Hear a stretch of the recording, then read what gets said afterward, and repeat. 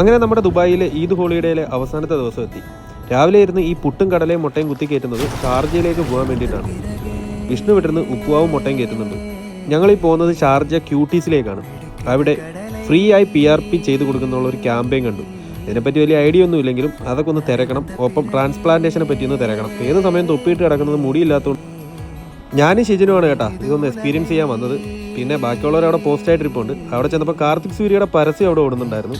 കാർത്തിക് സൂര്യ നാട്ടിലത്തെ ക്യൂട്ടീസിൽ നിന്ന് ട്രാൻസ്പ്ലാന്റ് ചെയ്ത വീഡിയോയും കാര്യങ്ങളൊക്കെ കണ്ടു. PRP ചെയ്യുന്നത് വീഡിയോ എടുക്കാൻ പെർമിഷൻ ഇല്ലാത്തതുകൊണ്ട് അത് നമ്മൾ വീഡിയോയിൽ ഉൾപ്പെടുത്തുന്നില്ല. ഇവിടെ നേരെ ഫുഡ് കഴിക്കാനായിട്ട് ഒരു പാകിസ്ഥാനി കിച്ചണിൽ വന്നു. 15 ദിർഹം കൊടുത്താൽ 5 പേർക്ക് വയറ് നിറച്ച് പുലാവും, അതും മട്ടൻ പുലാവോ ബീഫ് പുലാവോ എന്ത് വേണേലും കിട്ടും. അങ്ങനെ നേരെ അവിടെ വന്നു. നമ്മൾ മട്ടൻ പുലാവാണ് പറഞ്ഞത്. നേരെ കൊണ്ടുവന്ന് ടേബിളിൽ തട്ടി. അങ്ങനെ ഫുഡിൻ്റെ ടൈം. അപ്പം ഈ വട്ടത്തെ പെരുന്നാൾ ആഘോഷവും അതിനോടനുബന്ധിച്ച യാത്രകളും ഇവിടെ അവസാനം.